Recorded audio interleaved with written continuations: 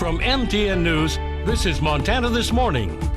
I'm Jolie Sully here in Belgrade, where a new sidewalk project is in the works. I'll tell you exactly where you can expect these new sidewalks and what people in town think about the project.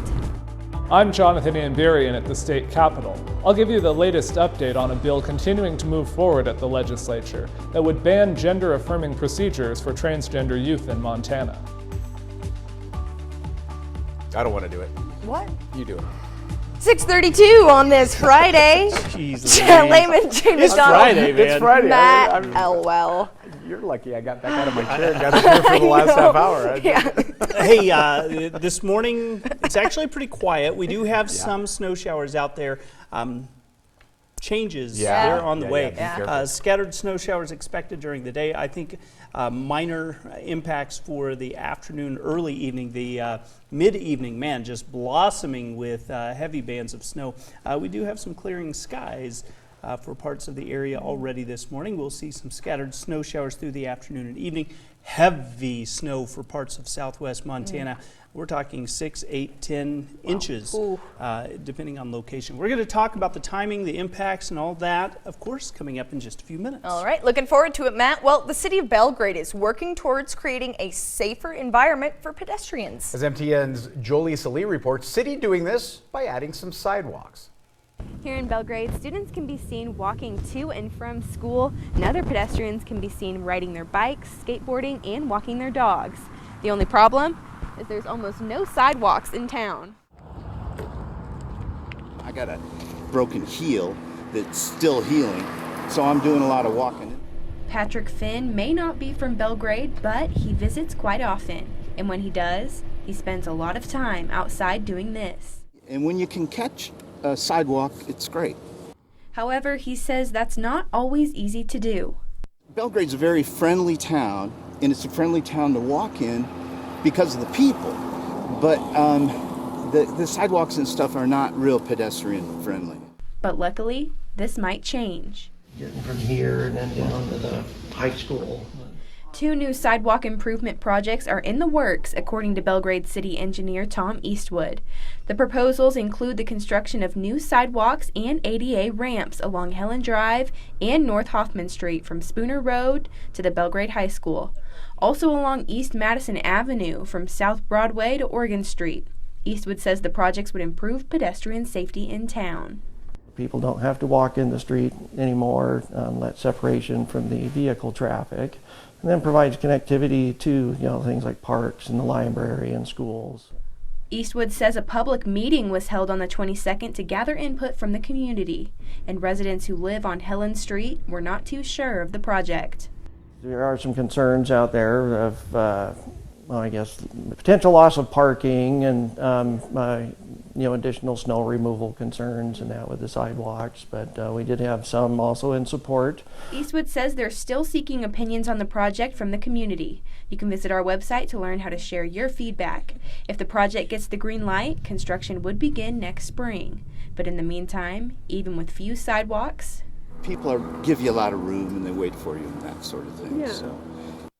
In Belgrade, Jolie Sully, MTN News. All right, thank you very much, Jolie. Now, the Montana House has endorsed a bill that would ban gender-affirming procedures for transgender youth in the state. MTN senior political reporter Jonathan Amberian was at this often emotionally charged debate.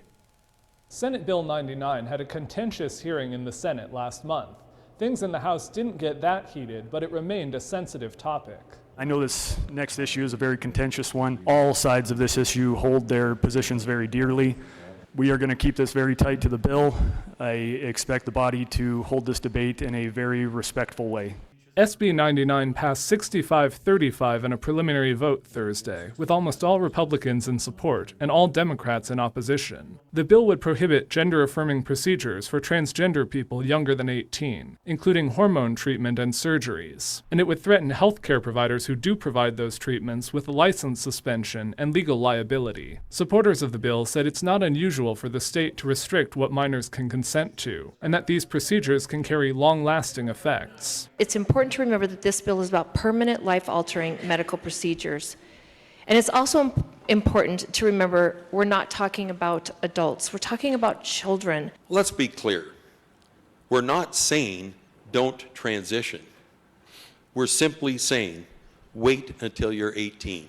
Opponents of the bill said these procedures have been done on more than just transgender youth, and this restriction would interfere with families' medical decisions. The bottom line is that under this bill, only some Montanans can access care. Only some parents can make the choices that they deem fit for their kids. Only some kids can live their life as they choose. Democratic Representative Zoe Zephyr of Missoula, who is transgender, said legislation like this has a real impact on transgender people. We will be there for one another through this.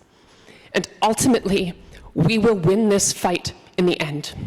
The bill will have a final vote in the House on Friday. Because lawmakers made some relatively small changes to it in the House, it will have to go back to the Senate for senators to accept or reject the amendments. In Helena, Jonathan Amberian, MTN News. Something we'll continue to follow here in Montana this morning. 6:37 now. Victims and survivors of crimes in Montana are being honored at the Capitol Rotunda this week with the Empty Place at the Table exhibit. Yeah, this exhibit features place setting provided by victims and survivors of crime representing the loss of loved ones as a result of a criminal act against them. TN's Ryan Berg went to the exhibit and has our report. On Wednesday, crime victims and family members gathered in Helena for an event to showcase the lasting impact violent crime have on communities. 3 tables were set around the Capitol Rotunda with 11 place settings, each representing a loved one lost to a violent crime or someone living through the aftermath of one. The Montana Department of Corrections' Victim Services program organized the Empty Place at the Table exhibit. Victims or their family members placed personal items at the table as a way to show the loss of a person or a part of oneself as a result of a crime. Ann Shuri talks about, the victim liaison at the Montana Department of Corrections in Missoula, says that this can be an important part of the healing process. Many people don't fully understand that there's still trauma, that there's still healing to do.